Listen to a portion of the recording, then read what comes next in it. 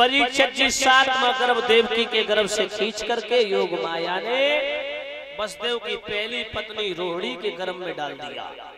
इधर सुबह नगर में हल्ला हो गया कि देवकी का सातवां गर्भ खंडित हो गया। कानों कान किसी को भनक नहीं पड़ी। परीक्षित जी अदल बदल कर दिया।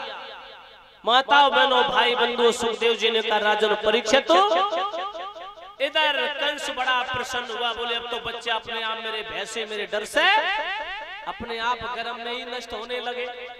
परीक्षित महाराज जो देवकी ने आठवां गर्भ धारण किया समय बीतने के बाद और माता बहनों जिसमें स्वयं भगवान का अंश पल रहा है गर्भ के अंदर, परीक्षित जी उसी समय कंस को खतरा हो गया।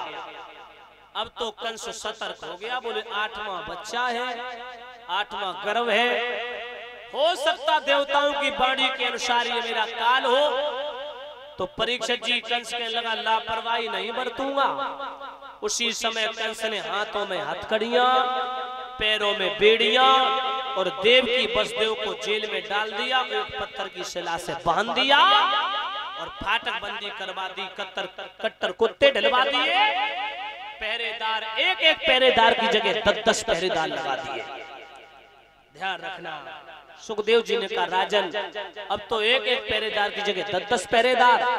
और कंस का आदेश है कि सोना नहीं, चौकन्ने रहना, पहरे पर तैनात रहना।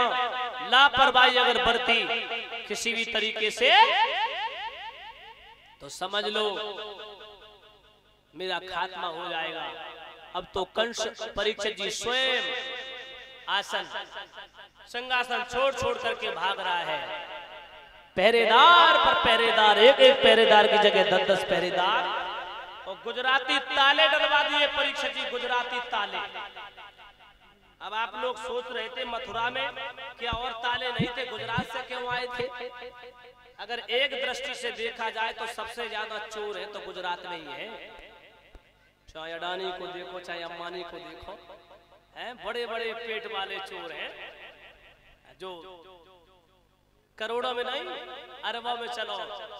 कोई 15 करोड़ 15,000 करोड़ चाटियों हैं आचार्य, कोई 20 अरब चाट रहा। तो ऐसे मोटे मोटे पेट वाले हैं। तो गुजराती ताले डलवा दिए कंस ने।